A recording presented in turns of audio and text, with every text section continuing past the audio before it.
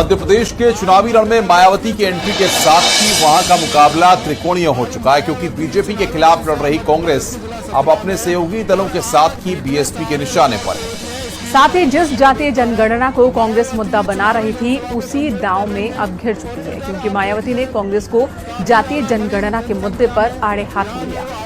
मध्य प्रदेश में जनसभा को संबोधित करने के दौरान मायावती ने कहा कि कांग्रेस जातीय जनगणना का ढोंग कर रही है, पिछले और अति पिछड़ों को ठगा जा रहा है और कांग्रेस सरकार में पिछड़ों के साथ नाइंसाफी हुई है, ये आरोप भी उन्होंने लगाया। साथ ही मायावती ने कहा कि कांग्रेस के सत्ता के दौरान सबसे पहले पिछड़े वर्ग के लोगों को आरक्षण देने के लिए जो सर्वे हुआ था, उसे कांग्रेस पार्टी की सरकार ने ही लागू नहीं किया।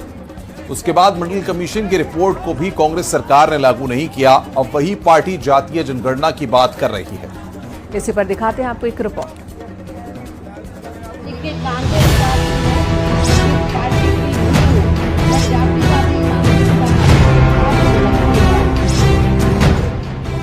लोकसभा चुनाव में कांग्रेस से गठबंधन का प्रपोजल ठुकराने वाली बीएसपी अब कांग्रेस के खिलाफ मध्य प्रदेश में ताल ठोक रही है। विधानसभा चुनाव में उस पार्टी के साथ गठबंधन की गांठ मजबूत कर रही है, जिससे दलित आदिवासी वोट को साधा जा सके और मध्य प्रदेश की त्रिकोणीय मुकाबले में कांग्रेस को पछाड़ा जा सके। इसी रणनीति पर काम कर रही मायावती खुद मध्य प्रदेश के मैदान में उतर चुकी हैं और निशाने पर कांग्रेस है। कांग्रेस पार्टी के बड़े नेता ये कहते हैं कि अति पिछड़े वर्ग को पूरा लाभ दिलाने के लिए जातीय जनगणना होनी चाहिए। अंग्रेजों के जाने के बाद केंद्र में लंबे अरसे तक कांग्रेस पार्टी पावर ले रही, तो कांग्रेस पार्टी की हुकूमत के दौरान सबसे पहले पिछड़े वर्ग के लोगों को आरक्षण देने के लिए तो जो सर्वे हुआ था, काका कालेलकर की रिपोर्ट आई, उसे कांग्रेस पार्टी की सरकार ने उस समय लागू नहीं किया। जातीय जनगणना पर चुनावी माहौल बनाने वाली इंडी गठबंधन को भी मायावती ने आड़े हाथों लिया और कह दिया कि ये लोग सिर्फ दलित को ठगने की कोशिश कर रहे हैं, क्योंकि जब कांग्रेस की सरकार थी उस समय अति पिछड़ों की मंडल कमीशन की रिपोर्ट को स्वीकार नहीं किया। वो सिर्फ जातीय जनगणना के नाम पर जनता को गुमराह कर रहे हैं।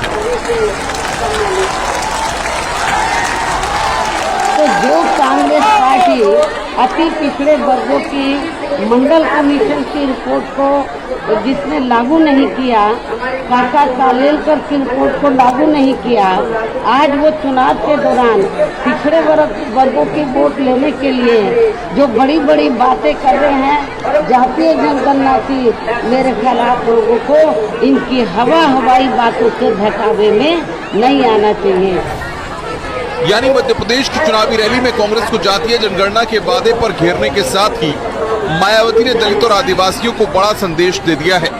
हालांकि इसका चुनाव में कितना असर होने वाला है, ये बात की बात है। लेकिन फिलहाल बीएसपी की रणनीति को समझे तो 230 में से 170 सीट पर बीएसपी चुनाव लड़ रही है। 57 सीट पर बीएसपी का गोंडवाना पार्टी से गठबंधन है। दलित और आदिवासी को साधने की रणनीति है।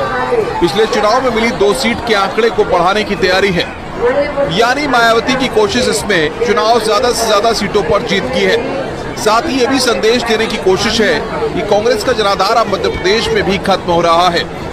मतलब साफ है, भले ही मायावती गठबंधन साथी के साथ मध्य प्रदेश की चुनावी मैदान में दम दिखा रही हैं, लेकिन उसकी नजर कांग्रेस पर है।